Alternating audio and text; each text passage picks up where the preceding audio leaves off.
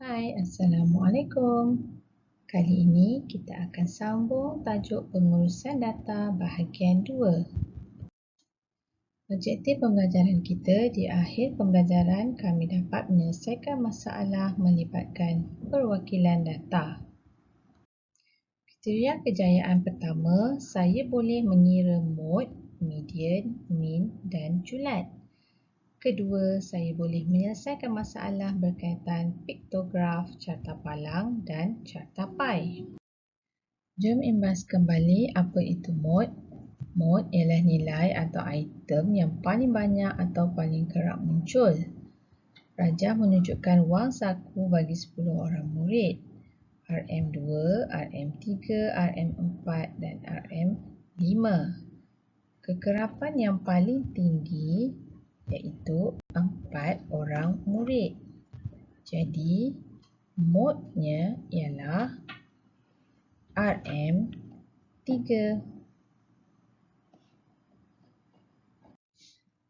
Apa itu median? Median ialah nilai atau data yang berada di tengah-tengah apabila semua data disusun dalam tertib menaik atau menurun. Jadi, kita perlu menyusun nilai wang mengikut tertib menaik atau menurun.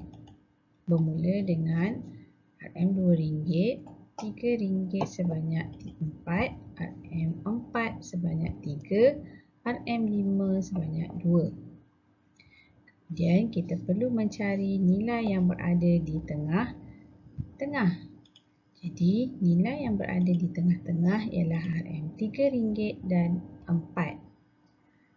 RM3 tambah RM4 bahagikan dengan 2 sama dengan RM7 bahagi 2 iaitu RM3.50. Mean pula ialah purata yang diperolehi apabila jumlah data dibahagikan dengan bilangan data, di mana RM2 didarab 1, RM3 darab 4, RM4 darab 3 dan RM5 darab 2 dibahagikan dengan bilangan data iaitu 10 orang murid. Sama dengan hasil tambah kesemuanya dibahagi dengan bilangan data iaitu RM36 bahagi 10 sama dengan RM3.60. Dan yang terakhir julat. Julat ialah beza antara kekerapan atau nilai paling tinggi, tertinggi dengan terendah. Nilai maksimum di sini ialah RM5, manakala nilai minimum ialah RM2. Jadi, julat sama dengan nilai maksimum tolak nilai minimum. RM5 tolak RM2 sama dengan RM3. Kriteria yang kedua, menyelesaikan masalah perwakilan data. Ingat lagi, ada dua strategi untuk menyelesaikan masalah. Strategi yang pertama, kita sebut because. B, beri maklumat yang diberi. C, maklumat yang perlu dicari. O, operasi. S, selesaikan. Dan S yang terakhir, semakkan. Manakala strategi yang kedua iaitu cubes. C, circle the numbers. U, underline question. B, box keywords. E, evaluate steps. Dan S, solve and check. Jom lihat contoh pertama, piktograf menggunakan strategi because. B, maklumat yang diberi. Wang tabungan 14 orang ahli. Satu bulatan sama dengan seorang. Langkah kedua C. Apa maklumat yang perlu dicari? Ya, maklumat yang perlu dicari ialah nilai mode, median, mean dan julat. Dan pecahan ahli yang menabung kurang daripada RM1. Operasi yang terlibat iaitu operasi tambah, bahagi dan juga tolak. Jom kita selesaikan. Soalan pertama. Kita pindahkan maklumat ke dalam bentuk jadual. RM RM, 50 sen, 20 sen dan 10 sen. Bilangan ahli atau bilangan murid ialah 2, 5, 4 dan 3. Mod ialah kekerapan yang paling tinggi. Jadi, 5 adalah kekerapan yang paling tinggi. Mod sama dengan 50 sen. Median ialah nilai yang berada di tengah-tengah. Jadi, kita perlu susunkan nilai wang mengikut tertib menurun atau menaik. RM RM1 sebanyak 2, 50 sen sebanyak 5, 20 sen sebanyak 4 dan 10 sen sebanyak 3. Nilai yang berada di tengah-tengah ialah 50 sen dan 20 sen. Jadi, mediannya ialah 50 sen tambah 20 sen bahagi 2. Sama dengan 35 sen. Okey, untuk mencari min, kita perlu tambah semua dan bahagikan dengan bilangan data. Okey, yang pertama, RM1 sama dengan 100 sen. Jadi, 2 darab 100 sen tambah 5 darab 50 sen tambah 4 darab 20 sen tambah 3 darab 10 sen bahagi 14 orang murid atau ahli. Sama dengan 200 sen tambah 250 sen tambah 80 sen tambah 30 sen bahagi 14. Jumlahnya ialah 560 sen bahagi 14, iaitu 40 sen. Dan yang terakhir pula iaitu julat. Julat ialah nilai maksimum iaitu RM1 ataupun 100 sen ditolak dengan nilai minimum iaitu 10 sen. Jadi 100 sen tolak 10 sen sama dengan 90 sen. Soalan B pula, berapakah pecahan bilangan ahli yang menabung kurang daripada RM1 atau RM1? Bilangan ahli yang kurang daripada RM1 sama dengan 5 bagi 50 sen, 4 bagi 20 sen dan 3 orang bagi 10 sen. Jumlahnya ialah 12 orang. Pecahannya ialah 12 per 14 orang murid sama dengan 6 per 7. Jom lihat contoh kedua pula. Carta palang menggunakan strategi cubes. C. Circle the numbers. Bilangan paket dan bilangan van. U. Underline the question. Itu mencari nilai mod, median, min dan bilangan ban perisa jagung. B. Box the keywords. 15 paket ban, 20% daripada jumlah ban berperisa coklat dan selebihnya berperisa jagung. E. Evaluate the step dan S. Solve. Data tersebut dipindahkan ke dalam bentuk jadual. Bilangan ban dan juga bilangan paket. 3, 6, 9, 12 bilangan ban.